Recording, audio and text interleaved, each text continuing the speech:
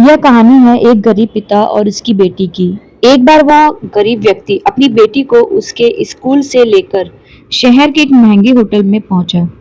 उस व्यक्ति ने फटे पुराने कपड़े पहने हुए थे और उसकी बेटी स्कूल की ड्रेस पहनी हुई थी। जब दोनों होटल के अंदर पहुंचे तो वेटर पूछा, सर आप क्या खाना पसंद करेंगे? आप अपना ऑर्डर बता दीजिए। तब उस व्यक्ति ने कहा कि आप मेरी बेटी के लिए एक प्लेट पाव भाजी लेकर आ जाइए बस। वेटर ने कहा, सर आप कुछ नहीं लेंगे? आपके लिए भी कुछ लेकर आऊं? तो गरीब व्यक्ति ने कहा, मेरे लिए कुछ नहीं, आज मेरी बेटी के लिए पार्टी है। मैंने इससे वादा किया था कि अगर तुम इस जिले में 10th क्लास में टॉप करोगी तो तुम्हें सबसे महंगे होटल में पार्टी दूंगा। तो आप सिर्फ बच्चे के लिए पाव भाजी ही ले आइए। वेटर ये बात सुनते ही दौड़कर अपने मालिक के पास गया और बोला कि सर आपसे एक छोटी सी रिक्वेस्ट है कि आप मेरी सैलरी से पैसा काट लेना, लेकिन आज मैं चाहता हूं कि उस बच्ची के साथ उसके पिता को भी एक प्लेट पाव भाजी खिलाया जाए, क्योंकि जिस बच्ची ने पूरे जिले में 10th क्लास में टॉप किया है वो गरीब पिता है, ज्यादा पैसे नहीं होंगे, इसलिए कह रहा है सिर्फ बच्ची के लिए ले आओ।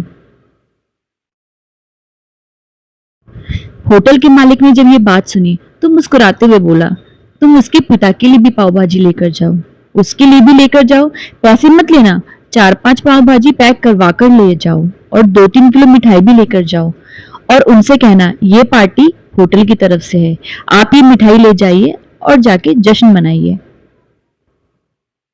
जब वेटर ने 2 प्लेट पाव भाजी लेकर गया तो वो व्यक्ति चौंक गया और बोला, मैंने तो एक ही मंगाई थी, मेरे पास पैसे नहीं है।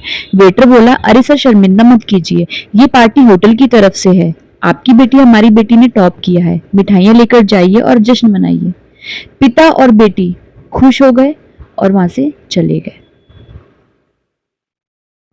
कई साल बीत गए। उस गरीब पिता की लड़की अब यूपीएससी की तैयारी करके कलेक्टर बन चुकी थी और इत्तेफाक से उस शहर में उसकी पोस्टिंग भी हुई थी। उस लड़की ने उस होटल में सूचना पहुंचा दी कि मैं उस होटल में लंच करने के लिए आ रही हूँ। होटल के मालिक ने जब भी सुना तो होटल को पूरी तरह से सजवा दिया। गांव में ये बात पूरी तरह से फैल गई और कस्बे के सभी लोग उन्हें देखने के लिए आए। कलेक्टर अपने पिता के साथ उस होटल में पहुंची। कलेक्टर ने होटल के मालिक से कहा कि शायद आप मुझे पहचानने नहीं, हम वही पिता और पुत्री हैं जो कि हमारे 10th क्लास टॉप करने पर आपने मुझे पार्टी दी थी। हम वही पिता पुत्री हैं, आज फिर से आए हैं और आज पार्टी हम देंगे आपको और आपके पूरे स्टाफ को और पूरे गांव को, क्योंकि आपने गरीबी का सम्मान किया है।